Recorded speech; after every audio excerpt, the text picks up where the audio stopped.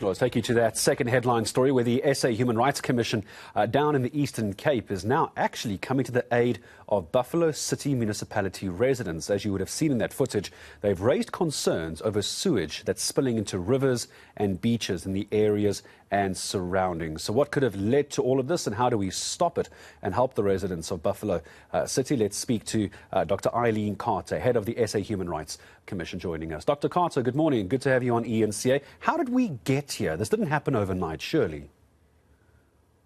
Good morning, Gareth, and good morning to your viewers. No, absolutely not. Unfortunately, we have noted that dilapidated infrastructure is greatly contributing to what we deem is a violation to the right to a healthy environment.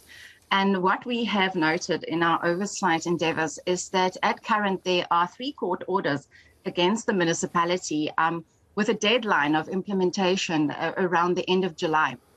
So what we then undertook was to go on an oversight inspection to see whether the terms and conditions are going to be met and are being met by the municipality as it is set out and stipulated in these court orders. And unfortunately, it looks like it is not. And the time is ticking and the deadline is looming. And we really hope that the municipality, within the few weeks that is left, will be coming to the table. Based on the visuals that I've been seeing, Dr. Carter, I'm sure you would agree it's more than likely this timeline is going to be missed. You can't undo this in such a short space of time. You know what, Gareth, the sad reality is that the right to a healthy environment, Section 24 of the Constitution, not only affects us, it will be affecting the generations to come. So we really need to act with urgency when it comes to the right to a healthy environment. We always speak about sustainability. Now, this is a case in point. If we act now, we will prevent further rights violations, for instance, to dignity, to health. So to give you an indication, in one of the pump stations, which was included in a court order, has unfortunately not been fixed. It hasn't been maintained. And also the adjacent environment has not been rehabilitated. Now come rainy season, unfortunately, that effluent will be flowing into the adjacent river.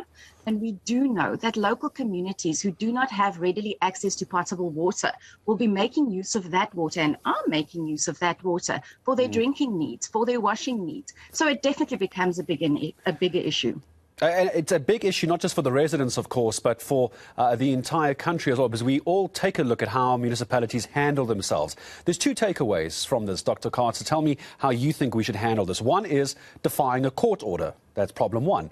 Problem 2 for me is violating basic human rights. Surely someone must get fired for this.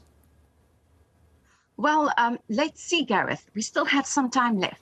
But what we do deem a bit concerning is that there are other departments here that need to come to the table as well. We've got the Department of Water and Sanitation. We've got the Department of Environmental Affairs. Now, the legislation is very clear that pollution is a criminal offence. Now, in our engagement with these departments, we did request, were there compliance notices issued against the municipality as yet? And the answer we got from Environmental Affairs was, though, they first need to look at cooperative governance and sit around a table with their colleagues. And ours is a question, or rather a statement to say, yes, cooperative governance, but at what cost? And for how long are we still going to beg people to adhere to the rights that are clearly contained in the Constitution? Perhaps a final question to you, Dr. Carter, before I say goodbye. If it wasn't for the SA Human Rights Commission and the work that you're doing at the moment, do you think the Eastern Cape government and the municipality of Buffalo City would have continued to let their residents suffer if you hadn't stepped in as the SAHRC to do something?